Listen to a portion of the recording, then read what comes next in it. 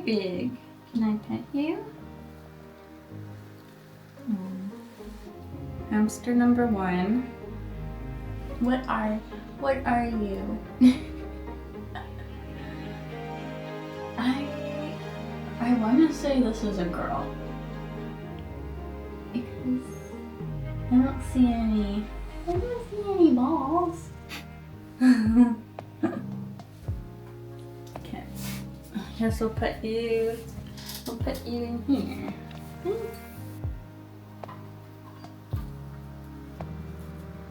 Hello.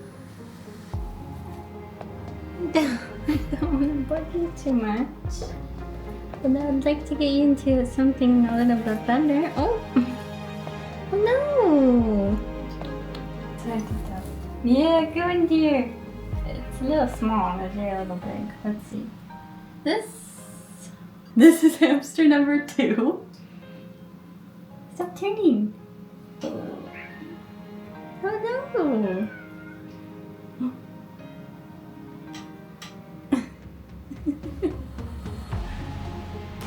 It's so hard to tell right now because they are very fluffy. I can't really see anything at all. So we don't know what you are, but you are cute. And that's all that matters. Okay. Put you in here. Careful, no. Woo! Sorry, I know, I don't really know how to get you out. I see you. You're very cute. Is this? Wow. Okay. Hello. Hi. You're very cute too. This one is more cream, I would say. Like, just have a little bit of white and then cream. Also, this tube is so dirty. Yucky, yucky. Oh, good job. Good job. I want to say this is a female. I want to say it's a long-haired female because I can see the wisps coming out from the behind the ears, and then also the butt has little wisps. You can't really see in the glass, but I would bet my money that this is a female. Right? Why do I feel like all of them are females? And this is the 3rd hamster.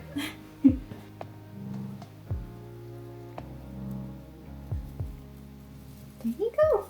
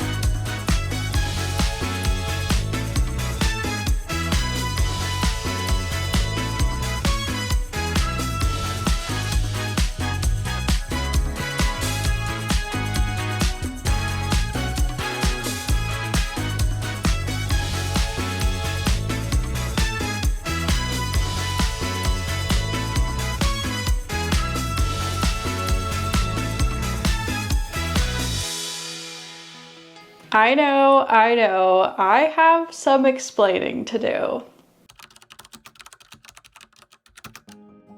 For a while I've been searching for a adoptable hamster and there just hasn't been any available. So this one day I was on Kijiji, which is a Canadian buy or sell website, and this is the website that I've adopted a majority of my hamsters in the past from.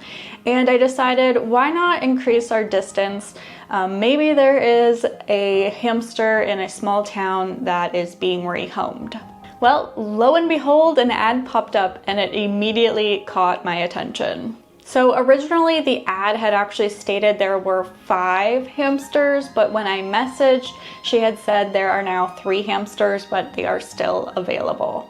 Now, my next question for her was, are they all girls or are they all boys? Because from the pictures in the ad, you could see that there were Syrian hamsters living together, which if you know anything about hamsters, that is a big no-no, especially given the fact that maybe she's housing male and female together and there's a potential for babies. So she told me that she wasn't super with gender checking, but as she figured they were all boys, then she said one might be a girl, but I can't confirm for sure, which kind of set me a little panic because hopefully we weren't mixing boys and girls together because hamsters breed really, really quickly. Now, as you guys can tell, the enclosures are far from ideal for a hamster. Now, there were 3 enclosures in total that I was given. Usually when I adopt a hamster, I tend to not take their cage because it's not suitable, but in this moment I figured, I think me taking the enclosures just means that in the future this isn't going to be used again for another innocent hamster. At least I can have these, and I know for a fact I will never ever ever ever house a hamster or any other small animal in these enclosures. And they're also a good educating example. So this green enclosure actually doesn't clip down at all. The lid literally lifts off, which is crazy. We have a homemade ice cream bucket wheel, which props to the creativity, but when we're using this soft plastic, that means that it's likely to get chewed. There's also duct tape on the wheel, which also has been chewed. It's just really dangerous for the hamster in general because if they end up ingesting any of this plastic, it can cause a blockage. Duct tape could cause a blockage, as well as it could get stuck on their fur. It can be really painful for them. So in general, it's just not a great idea. There's also one of these soft plastic expandable tubes in here, which is an okay size for a Syrian hamster, but these really shouldn't be used inside of the enclosure because, once again, it's a soft plastic, so it can be easily chewed. This one doesn't look like it was super chewed, but the thing with the tube is that this thing is disgusting. It is filled with like poop and pee and food, and it does not look like it's been cleaned. When we went to pick them up, the lady did say she wasn't sure how to clean them. You really just need to like run it through some water and that would have cleaned it, but that's besides the point. And that's pretty much it for this cage. There is a little like food dish, and then there's a little wooden ladder and a little wooden bridge zip tied to the side there.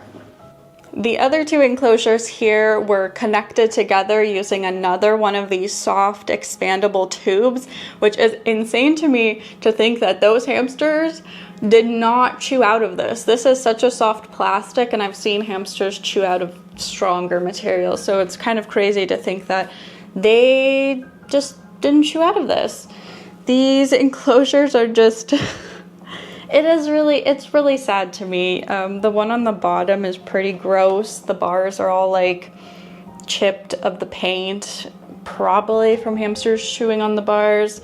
We have inside here, the bottom, there is a wire mesh wheel, which is really dangerous for hamsters. They can get their limbs caught. I've seen a hamster quite literally break its whole leg, and I think it had to be amputated if I remember correctly.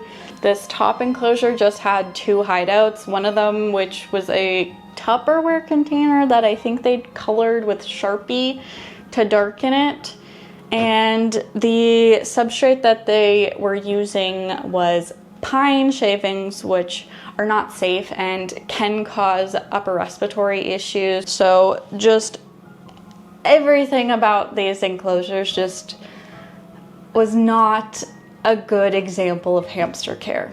The woman that was rehoming these hamsters to me was really kind. She just had no idea about proper hamster care, and I don't think she had really any business caring for hamsters or necessarily wanted to care for hamsters. I think the situation that happened was she probably got her kids 2 Syrian hamsters because they wanted a hamster, and the pet store said, yeah, these 2 hamsters can live together. They sold her all of the junk that they sell.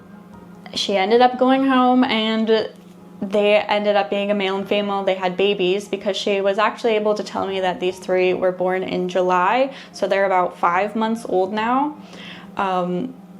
Ended up with a bunch of hamsters and just didn't want to be in that situation. I'm assuming the kids probably got bored of them, like usual.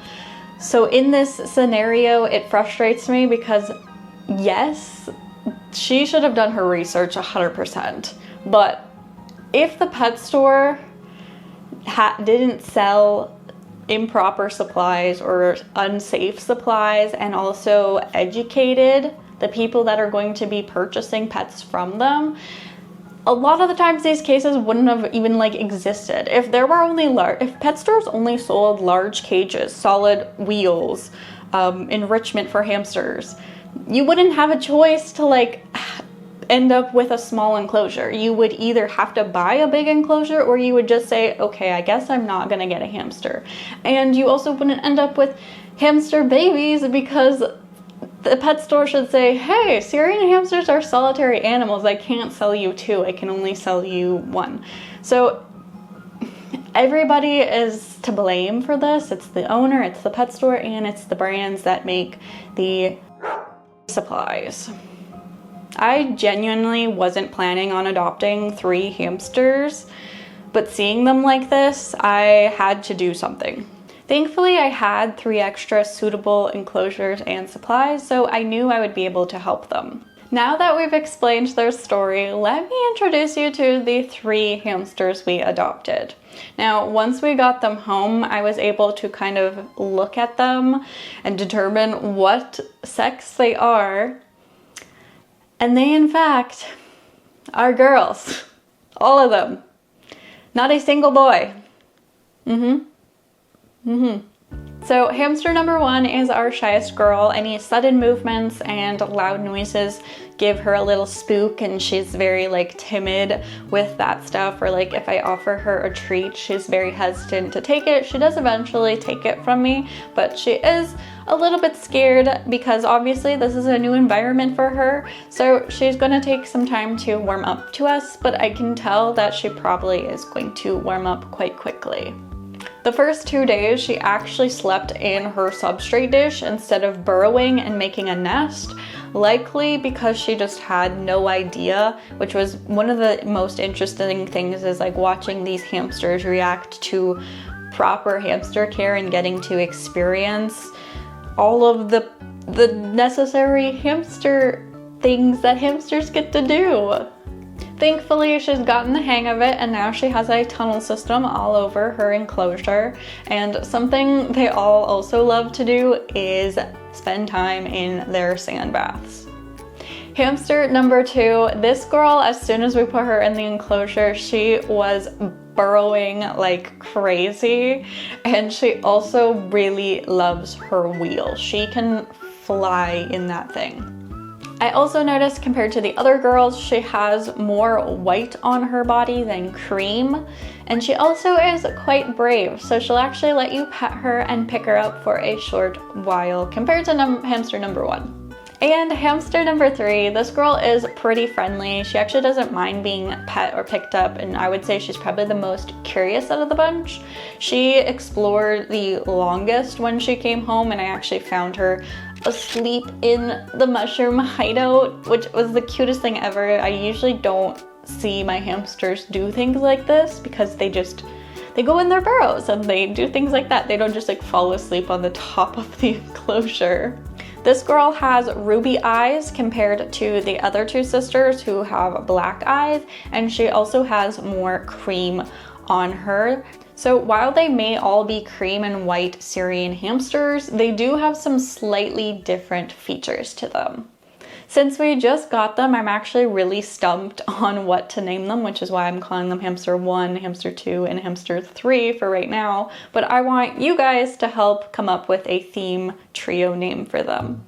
If you know me, you know I love a good themed name. Like our previous theme was coins, so we had Penny, Nickel, and Toonie. And before that, we had Gravity Falls characters, which was Mabel, Waddles, and Dipper. So leave your best trio themed names in the comments below. So for now, each girl has her own safe enclosure to settle into. Hamster number 1 has the Bucat State enclosure, Hamster 2 is in the Night Angel Bigger World enclosure, and Hamster 3 is in 2 of the Night Angel Stacker series. Setting up 3 enclosures at a time was actually so chaotic and difficult because it was hard to decide like who was gonna get what accessory, and I do not like the current setups that they are in. These are very temporary. I still need to get some more things. Like I need more platforms for them, so those are gonna be coming soon, and then we'll upgrade and set up their enclosures a lot better. And I think that about covers it all. We currently have 4 Syrian hamsters living in this household. And that includes Mr. Penny, who is living his happy senior life still. But if you want to keep up with our new furry friends, make sure you subscribe, and I hope to see you in our next video. Bye!